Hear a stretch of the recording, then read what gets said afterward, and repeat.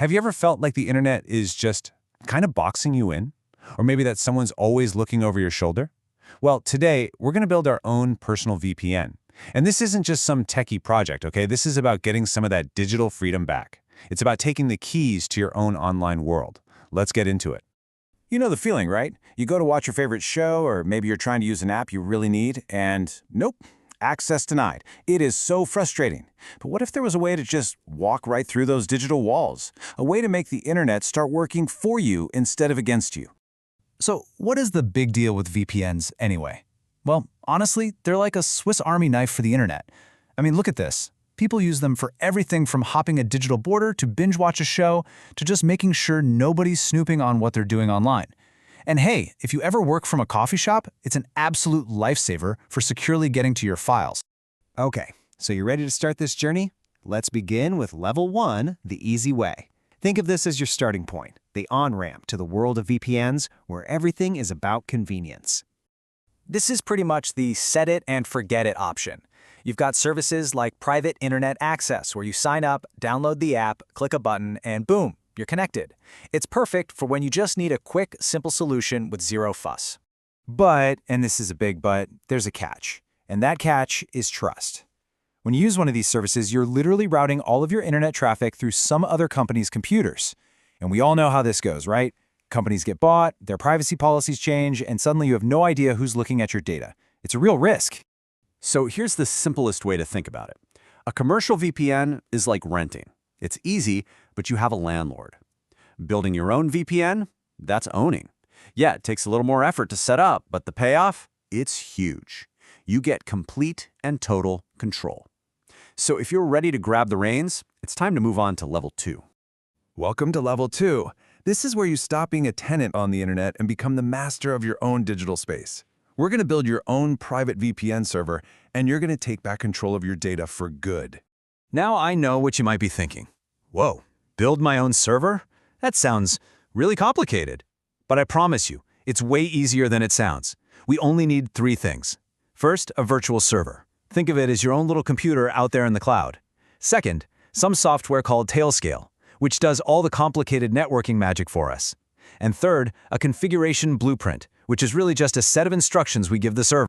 So what in the world is a VPS, or virtual private server? The best analogy is this. Imagine a giant, super powerful computer in a big data center. A VPS is like you renting a small private apartment inside that building. It's your own little slice of the internet without having to buy the whole building.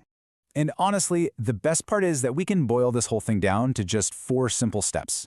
We're going to get our keys from Tailscale, pick out a server, hand it our blueprint so it can build itself, and then finally connect all of our devices. That's it. It's really that straightforward. And here's the real kicker. All this power, all this control, it costs less than you think. We're talking about $6 a month, about the price of one fancy coffee for your own private, super fast VPN server from a provider like Vultr. That is a tiny price to pay for real digital freedom. Oh, and get this. Once it's up and running, you pretty much never have to touch it again. That blueprint file we talked about, it handles all the security updates and maintenance automatically. So your VPN just works, keeping itself secure and reliable without you having to lift a finger. Okay, but before we get too carried away, let's have a little reality check. This DIY VPN is amazing, but it's not a magic wand. It can't solve every single internet problem. So it's really important to understand its limitations. So here's the deal. For streaming services, they are experts at blocking IP addresses that come from data centers, which is where our server lives. So a commercial VPN is better for that. And for torrenting, your cloud provider will get any copyright notices and just forward them straight to you. You definitely don't want that. But when it comes to general privacy and having the final word on your own data, nothing, and I mean nothing, beats having your own setup. But hey, wait a minute, we're not done. Remember that cool software Tailscale?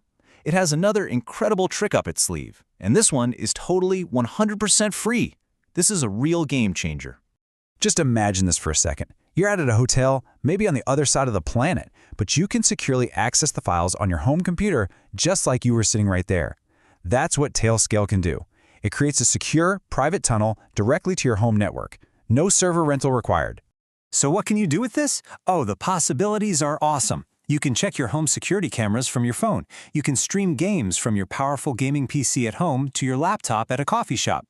You could even set up a private Minecraft server just for you and your friends. Your home network is now your private cloud. All right, so let's bring this all home. What's the big takeaway here? Why does any of this actually matter? Well, it all comes down to one simple, powerful idea. See, this is about so much more than just technology. It's about you taking back control. We live in a world where our data is the product. It's constantly being scraped, collected, and sold. Building your own VPN, well, that's kind of an act of rebellion. It's you planting a flag and saying, nope, this is my data, and I get to decide what happens to it. So, there you have it. You now have the blueprint for your own digital freedom.